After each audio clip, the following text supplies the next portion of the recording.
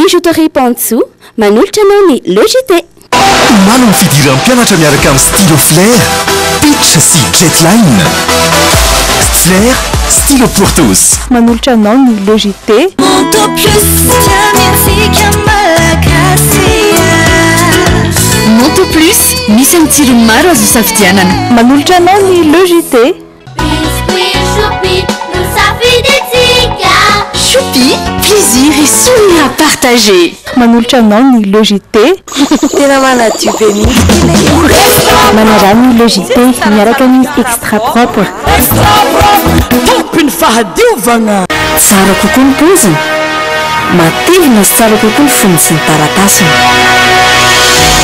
Dans la vie, il y a les premiers et il y a les autres. Ankafizo ny logité miaraka amin'ny fromage la vache qui rit. Sady matsiro no mampazotomana. Ho fafinaritany ankohonanao. Soyez belle avec Divine Touch en regardant le JT. Divine Touch, réveillez la déesse que vous êtes. Telma, safidiko numéro 1 malagasy manolotra ho anao.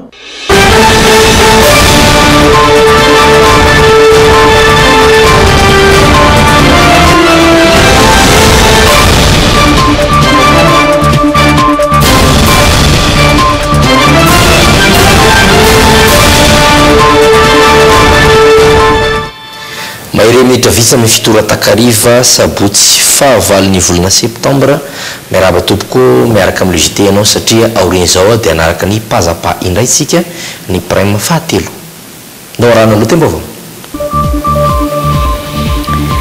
tapitra omaly ny fetotona nitondran'ny filoham-pirenena araka ny voafaritra ao anatin'ny lalam-pandrenana no izy anisan'ireo kandida fa mialohan'ny nametrahan'ny filoha Rajaonarimampianina fialana dia nisy nidian'ny tany Chine izay hofitinina amintsika ato anatin'izao logité izao. Iray andro mialohan'ny lalao izay fandonan'ny baren'i Madagasikara milionan'ny teranga sénégalais dia nifampitaona tetsy amin'ny EPP Atsahbe ireo mpanohana anatin'ny Alefa Barea. Tsy fahampian'ny fitaovana ampiasain'ireo mpanaramaso ao anatin'ny faritry ny seranam-piaramanidina no isan'ny antony goavana tsy ahitana ireo mpanondrana arem-pirenena raha no nambarany tompon'andraikitra tamin'ity androany ity.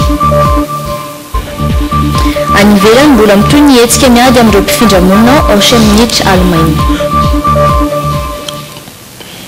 Ankafaliana indray tompoko lasy tompoko vavy no hitizena tokantranonao amin'izao alina izao ary ihany koa hanasanana mpanajana raha naharaka ny logité hatramin'ny farany. Pour les pays politiques aloha hatretinao matomba voantsika ho any androany. Pearline, le choix de votre succès.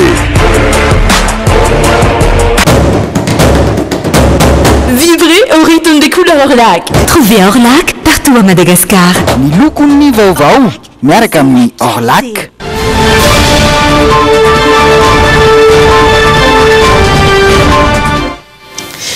Tapitra omaly ny fepitona nitondran'ny filoham-pirenena Rajaonarimampianina araka ny voafaritra anatin'ny lampandrenana no izy anisan'ireo kandida ho fitina ho filoha.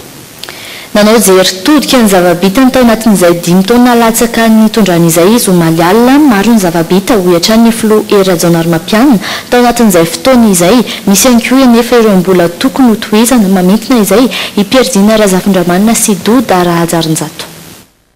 Nananjatrany izay nifarita amin'ny lalam-pandrenana ny filoha Rajaonarimampianina tao anatin'izay 5 taona nitondrany izay. Nanamodely hatrany ny tena mba ohatra velona ho an'ny vahoaka. Porofirainy nametrahany fialana omaly 7 septambra izay sambany teo amin'ny tantara politika teto Madagasikara no nisy filoha nanao izany. Raha nanao fanampy taminao tamin'ny 15 ny volana janoary 2024 zany hoe efa taona sy 7 volana lasa zay dia maika daholo ny zavatra rehetra tamin'izany. Nambarako fa niady amin'ny fahantrana amin'ny tanjona nefa tsy maintsy namerina ny fiandrianam-pirenena isika satria voasazy tamin'ny endriny rehetra nandritra ny 5 taona talohan'izay.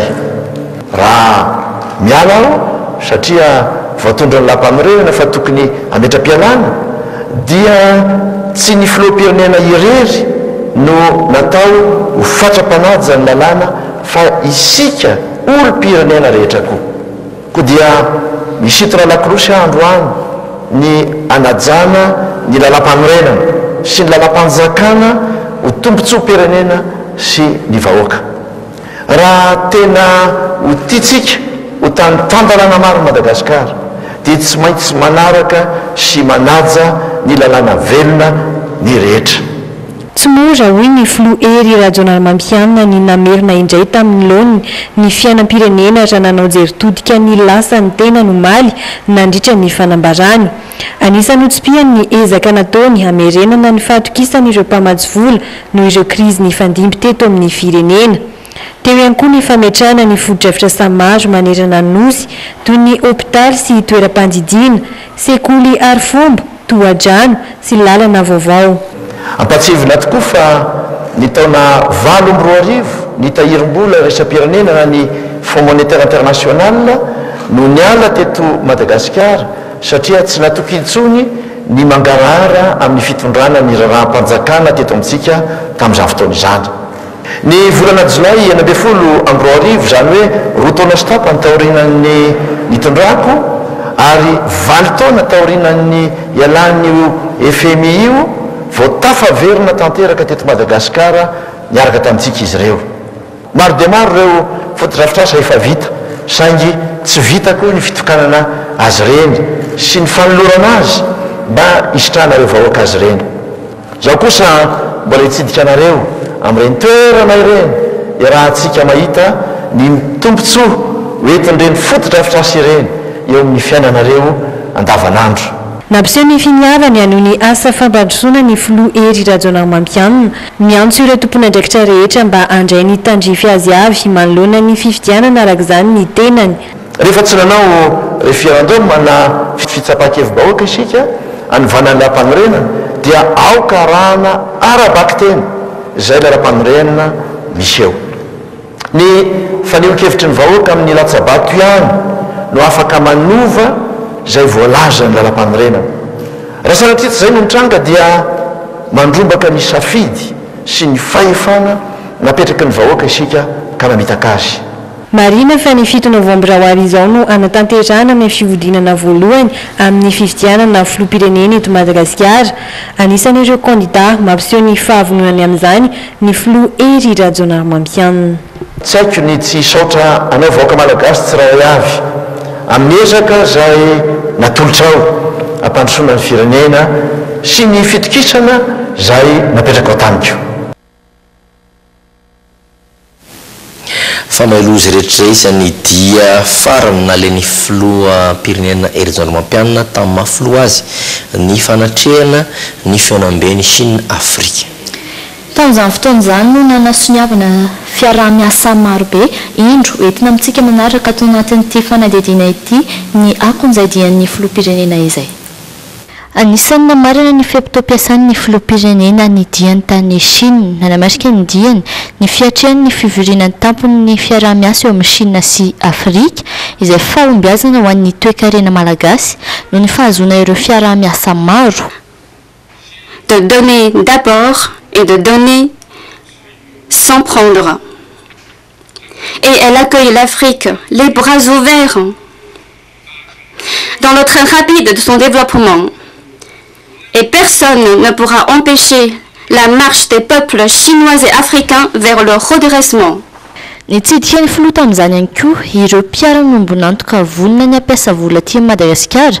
Ankoatr'izay, nampiavaka ity fitsidiana ity ny fivahiniana ny filoham-pirenena Rajaonarmampianina tamina fahitalavitra sinoa iray.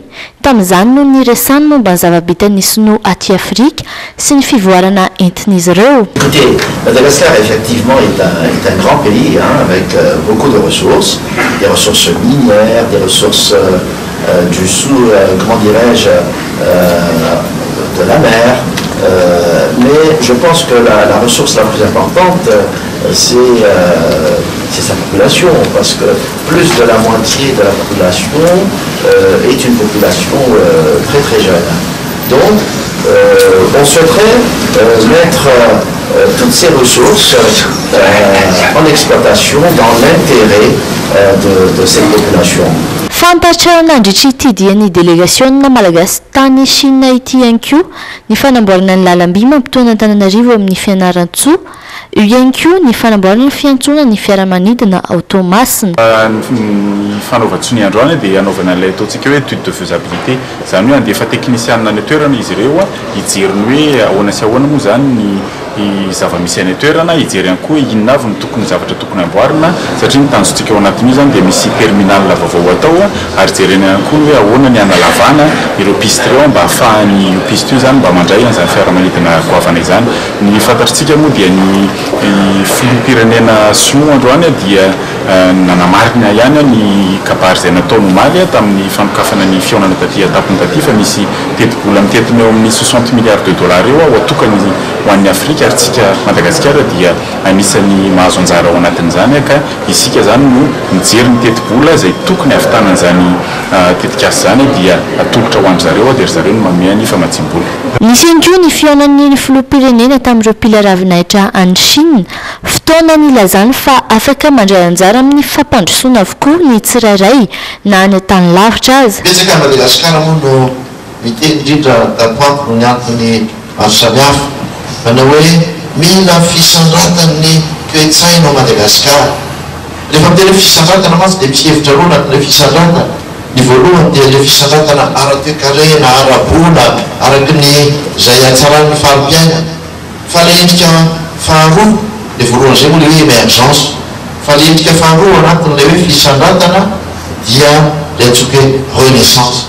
Zany hoe fisandratran'ny toe-tsaina, fomba fiasa, fomba fijery ary ny fomba fanao eo amin'izay ampandrosoana indrindraindrindra ny tena sy ny firenena satria tsy misaraka ireo. Ary fa zany zavatra tsy ampy tao amin'ny firenentsika rehefa atao fandiniana tsy ampy izay ambom-poiombonana eo amin'ny vahoaka malagasy izay. Anisan'ny tena nanamarika ity diany ity ny nandalovan'ny filoha teto amina orinasa lehibe mpanao bambo izay ahavitana karazana entana ilaina amin'ny andavanandro na ihany koa fanaka.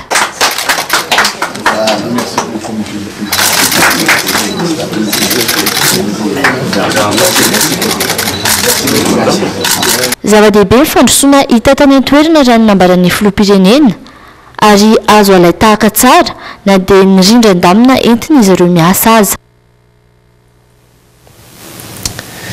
Sy aloha no azo atolotra ao anatin'ny alahionina hiato kely dokam-barotra dia miverina eto indraitsika.